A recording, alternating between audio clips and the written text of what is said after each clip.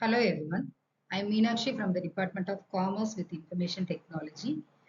In this video, we are going to learn about average due date calculation when the due dates of bills and the date of transactions both are given in the problem.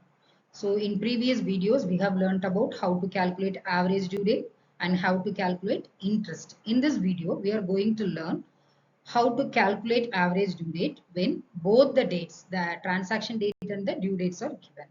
Let's move on to the video. The problem which is given as find out the average due date of the following bills accepted by the trader who wishes to settle them with one single payment. So the trader wanted to settle the whole due amount as a single shot, which is known as one single payment. So the dates of bills are given. Each transaction has happened in different dates. Each transaction has happened for different amounts too. And each transaction has given separate due dates. So there are two dates given here in this problem. Sometimes students may get confused with this two dates. They may take the transaction date as due date, which is wrong. It is always to be considered only the due date. They have to omit the date of transaction. So when you compare both the dates, it is important to consider only the date of transaction. So the amount is given separately and the due dates are also given separately. So let's do the solution. Calculation of average due date.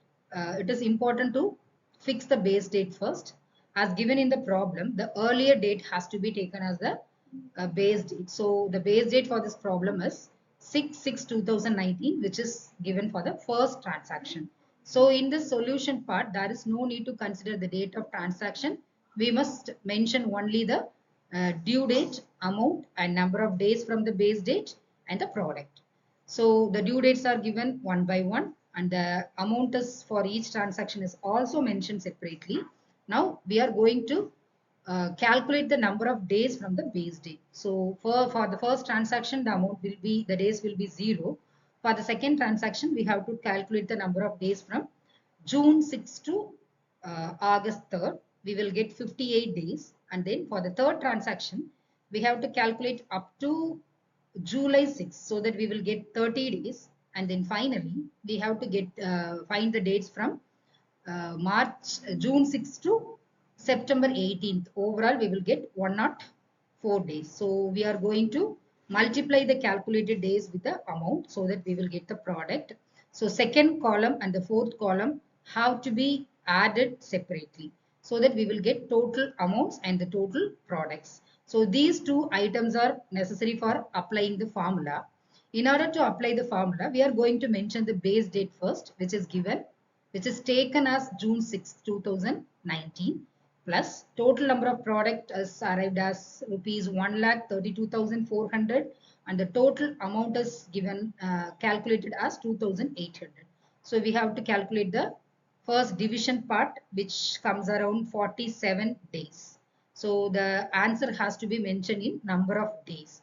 So it is clearly mentioned to add the calculated days along with the base date in order to find out the average due date. So the average due date has arrived as July 23rd. So from June we have to add 47 days.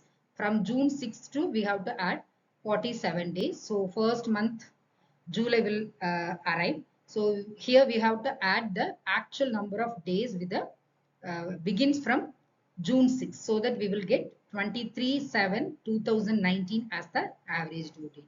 So this is the formula and the procedure to calculate average due date when the date of transactions are given.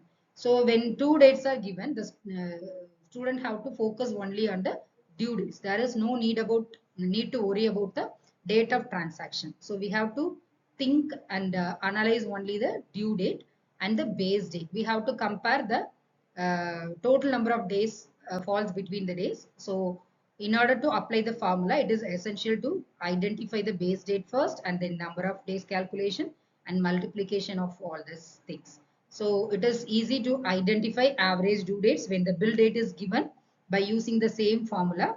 There is no major difference in calculations. So this is how we have to calculate average due date. It is important to always keep in mind the base date So fixation of base date is very, very important. Once we fix the base date, it is easy to calculate from the base date to the actual due date given, then multiplication part and then addition part, then application of all the answers with the formula, so that you will finally arrive the average due date. So this is how we have to calculate.